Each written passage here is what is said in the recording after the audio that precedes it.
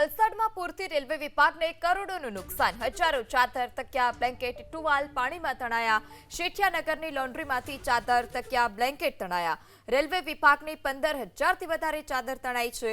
Railway વિભાગના 12,000થી વધારે તકિયા તણાયા। તો મોટી સંખ્યામાં બ્લેન્કેટનો જથ્થો તણાઈ ગયો છે।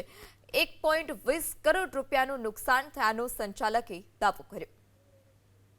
ત્યારે રેલવે વિભાગની 15,000થી વધારે જે ચાદર હતી તે તણાઈ હતી। આ સાથે તકિયા અને બ્લેન્કેટ પણ તણાયા છે। આ પૂરના પાણીમાં રેલવે વિભાગની 15,000થી વધારે ચાદર તણાઈ છે, તો જે તકિયા હતા તે 12,000થી વધારે તણાયા છે। 1.20 કરોડના નુકસાનીનો સંચાલકે દાવો કર્યો।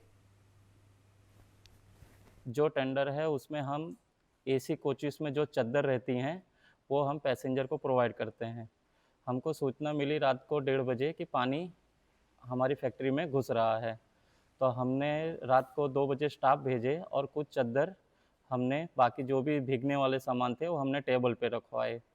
तो हमने सोचा कि करीबन 1 फुट जैसा पानी रहेगा। उसके बाद हमने देखा, सुबह में पता चल रहा है कि पानी पूरी फैक्ट्री में भर चुका है।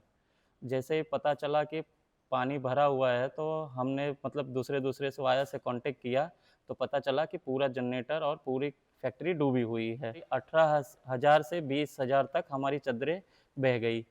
तकिया के खोले वो करीबन 12,000 से 15,000 तक खो गई। और जैसे तौलिया 8,000 से 9,000 के बीच में हमारी तौलियाँ बह गई। उसके बाद हम देख रहे हैं तो मशीनों में भी हमारे पास 5 वॉशिंग मशीनें हैं, उसमें भी पूरा मतलब कि 7-8 फुट तक पानी हमारे कंपनी में भरा हुआ था, तो वो पूरी मशीनें बह गई।